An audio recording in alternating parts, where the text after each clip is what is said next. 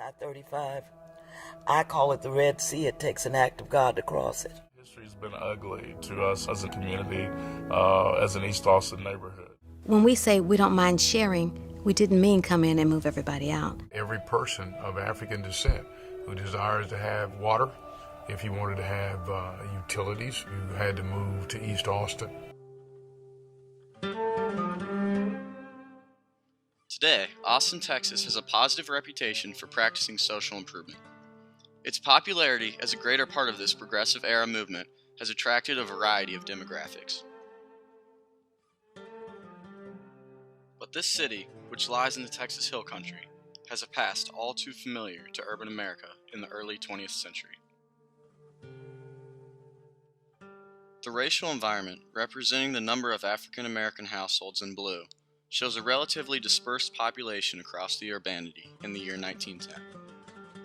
At this time, Jim Crow laws adopted by the state of Texas in 1891 were in full practice, separating whites and minorities in nearly all aspects of life. But the 1916 Supreme Court ruling in the case of Buchanan versus Warley declared racially biased zoning unconstitutional. The Supreme Court's decision threatened already existing policies of containment in Austin. Racial restrictive covenants imposed contracts on deeds of properties to their owner and held discriminatory intent against minority citizens. Buchanan versus Warley may have declared the practice unlawful for the state and local level, but did not provide any legal statement on such activity being carried out by the private sector. Because of this failure to address the legality of racial restrictive covenants for private practice, property owners, subdivision developers, and real estate operators continue to hold these contracts in growing sections of residential zones, thus preventing African Americans from moving into these areas. Nonetheless, Buchanan versus Warley, as written in the Austin American Statesman newspaper article, struck down segregation zoning laws. And like many cities in the southern United States, Austin responded by developing a series of new policies to further isolate and contain black populations.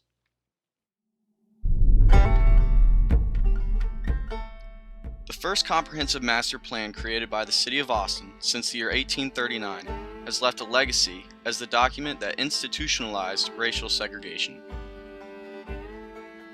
This 1928 plan suggested the creation of a black district, which proposed that concentrating African American citizens in a dense geographic area would solve the city's race segregation problem. The document made clear references to locating undesirable industry to the east of present-day Interstate Highway 35, in what was then known as East Avenue. 90% of industrial zoning as a result was situated in East Austin.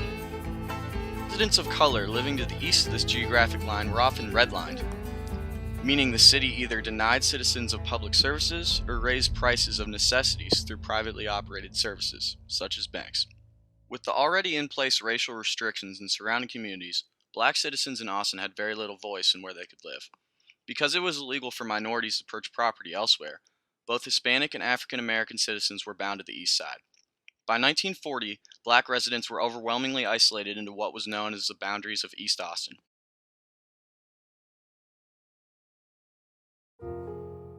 Remarkably, federal New Deal policies lasting until the late 1930s allowed a considerable amount of discrimination. Post-war Austin continued witnessing segregation for both public and private sectors. Schools, public transportation, and parks were all subject to racial discrimination. This letter, sent to the executive secretary of the Texas State Parks Board, asked permission if the colored county demonstration agent would be able to meet and have lunch in the park because of the segregation laws that were still present in the year 1945.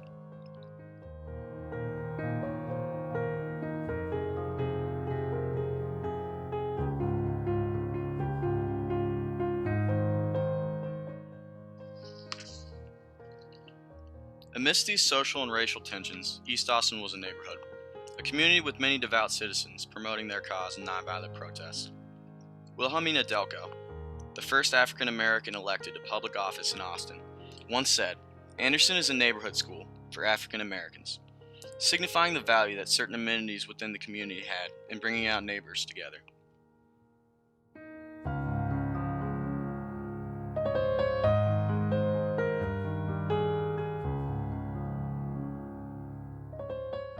But with extreme neglect of public welfare, the unfolding of East Austin displays the true nature of selective discrimination in an unhealthy urban environment. Home ownership in a greater amount of Central Austin shows evidence of declining between the years of 1949 and 1962. The Housing Authority of Austin's annual report in 1948 showed that about 75% of major crimes within the city occurred in Central Austin. In 1971, the U.S. Federal District Court ordered the closing of East Austin's most vital resource. Anderson High, Keeling Junior High, and St. John's Elementary were to be closed effectively after the ruling to not discriminate against Mexican American students.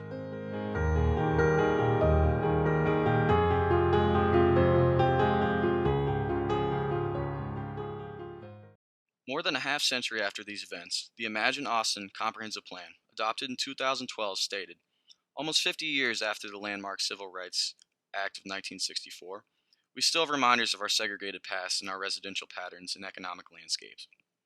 The city we know today had its beginnings in the last half of the 20th century.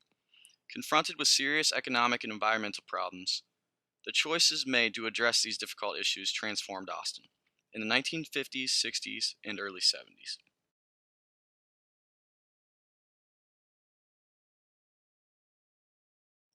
The beginnings of modern highway redevelopment originated with the Federal Highway Act of 1938, calling on the Bureau of Public Roads to study the finances of a feasible superhighway system.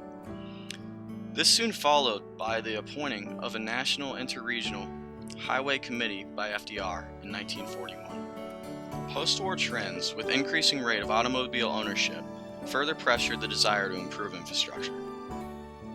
On June 29, 1956, President Eisenhower signed the Federal Highway Act of 1956, a bill calling for the creation of a 41,000-mile national system of interstate and defense highways.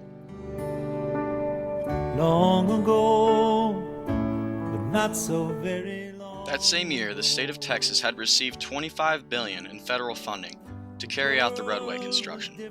City officials and engineers quickly began collaborating and planning for this large-scale improvement to infrastructure in the late 1950s. Built a town and made it live, and you watched it grow.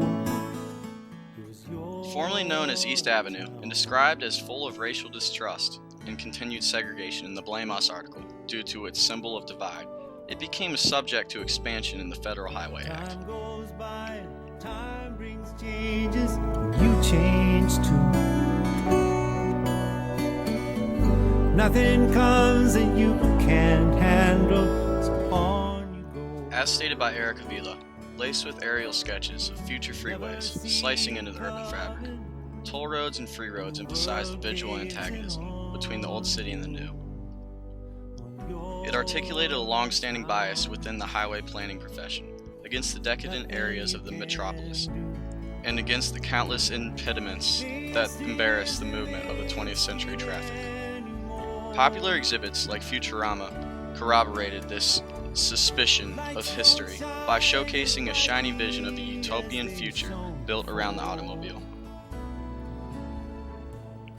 Tell the truth, lights don't shine at all. In our town. Ground was broken for the Interstate Highway 35 in the year of 1962, and city officials celebrated its birth into urban Austin with an inaugural parade.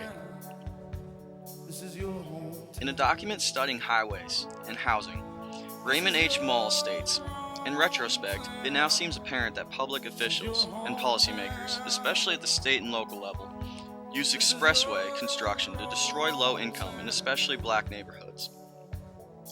This was in an effort to reshape the physical and racial and landscapes of post-war American cities. The elevation and widening of the new Interstate Highway 35 created a greater geographic barrier using the same policies of isolation and containment in the plan of 1928 that were used multiple decades before, when parks and schools were separated between whites and blacks. A tremendous amount of decline ensued in central Austin during the 1970s.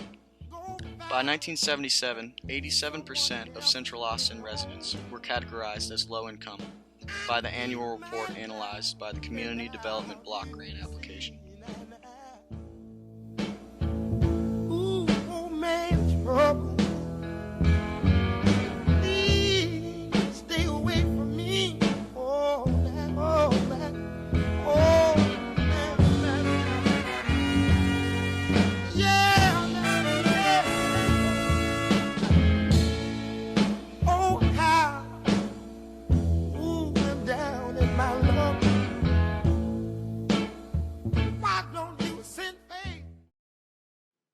The neighborhood of East Austin today still experiences much of the same issues that previous residents endured in the past.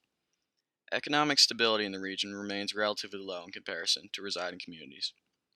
Gentrification, occurring in Austin over 2 decades ago, has improved activity within the region, but many former African American residents of East Austin have dispersed from the area, either through further displacement or the decline in conditions of structures. Within the past decade, Austin has shown strong initiatives to reconnect the city through adopting multiple plans that address the past. The past practices exhibited by the city in the first half of the 20th century were implemented into the intended restructuring of landscapes. To secure a more diversified future, city officials in Austin will have to continue on this current path of practicing morally responsible policies.